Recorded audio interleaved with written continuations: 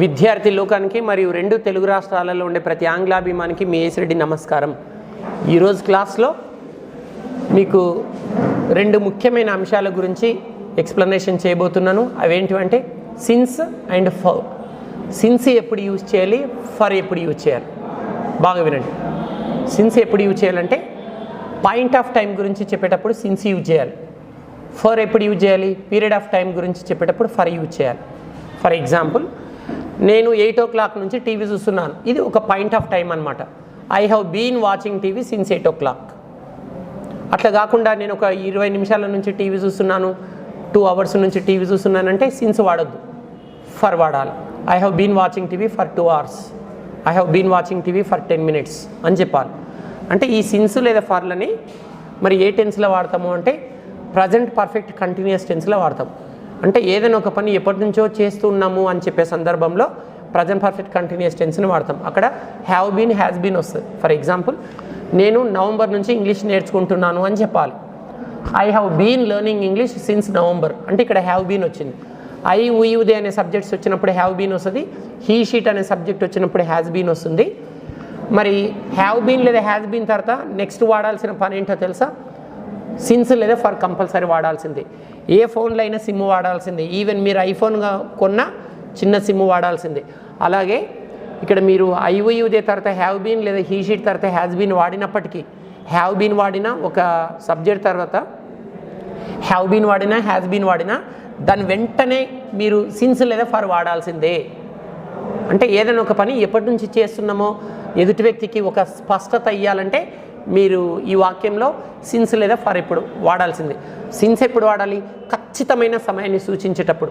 అంటే ఏదైనా ఒక గంట పేరు చెప్పేటప్పుడు 8 o'clock, 9 o'clock, 10 o'clock నుంచి ఏదైనా ఒక పని చేస్తున్నాను, లేదా ఏదైనా ఒక వారం పేరు చెప్పినప్పుడు సండే నుంచి నేను పలానా పని చేస్తున్నాను, Sunday, Monday, Tuesday, Wednesday, Friday పలానా రోజు నుంచి ఒక పని చేస్తున్నాను.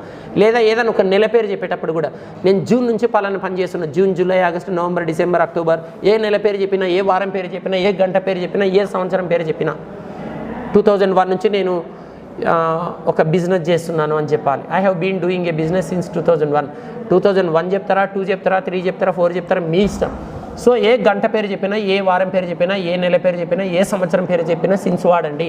ఎగ్జాంపుల్స్ ఆర్, ఇదిగో చూడండి. I have been watching TV since 8 o'clock. I have been reading a story since Sunday. I have been learning English since November. I have been working in Hyderabad since 2010. ఇదండి since వచ్చే సందర్భం.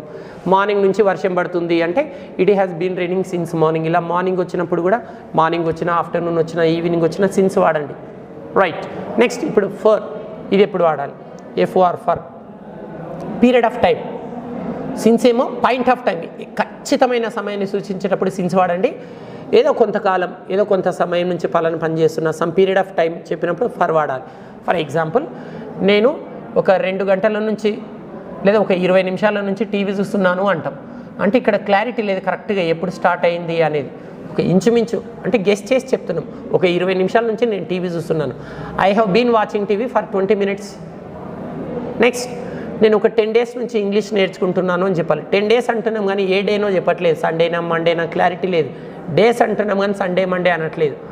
So I have been learning English for 10 days అని చెప్పాలి. Next, నేను ఒక 2 months నుంచి ఎగ్జామ్స్కి prepare అవుతున్నాను అంటాం. 2 months నుంచి అంటున్నాం కానీ ఏ నెల పేరు చెప్పట్లేదు. I have been preparing for exams for 2 months అంటున్నాం, ఫర్ 6 months అంటాం. నెక్స్ట్, నేను 10 years నుంచి జాబ్ చేస్తున్నాను అంటాం. 10 years అంటున్నాం కానీ ఏ ఇయర్ పేరు మెన్షన్ చేయట్లేదు. I have been doing a job for 10 years. చూసారా, సంవత్సరం పేరు చెప్పట్లేదు. సంవత్సరాల పేర్లు, నెలల పేర్లు, వారాల పేర్లు, గంటల పేర్లు చెప్పినప్పుడు సిన్స్ వాడండి. అలా కాకుండా 2-3 గంటలు, 4-5 రోజులు, 5-6 నెలలు, 10-20 సంవత్సరాలు అంటే ఫర్ వాడండి. ఇప్పుడు చూడండి, సిన్స్ ఫర్. కరెక్ట్ ఒక గంట పేరు 8 o'clock, 9 o'clock అని చెప్పినప్పుడు సిన్స్ వాడండి. 10 minutes, 2 hours, 3 hours వచ్చినప్పుడు ఫర్ వాడండి. Next, Sunday, Monday, Tuesday, Wednesday, Friday ఏ వారం పేరు వచ్చినా సిన్స్ వాడండి. అట్లా కాకుండా 2 days, 3 days, 4 days, 5 days అని చెప్పినప్పుడు ఫర్ వాడండి. నెక్స్ట్, నెల పేరు జనవరి, ఫిబ్రవరి, March, April, May, June, July, August, September, October ఏ నెల పేరు వచ్చినా సిన్స్ వాడండి.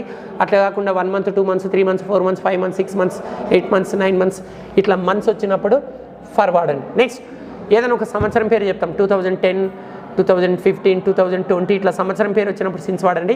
అట్లా కాకుండా 2 years, 4 years, 10 years అంటే ఫర్ వాడండి. సో ఈ వీడియోలో మీరు సిన్స్ మరియు ఫర్ల గురించి చక్కగా నేర్చుకున్నారని ఆశిస్తూ అతి త్వరలో మరో ఒక అద్భుతమైన టాపిక్తో మీ ముందుకు వస్తానని మాటిస్తూ అంతవరకు సెలవు. ఇట్లు మీ A.S. రెడ్డి మరియు విద్యార్థి బృందం. A.S. Reddy spoken English, Ameerpet, Hyderabad.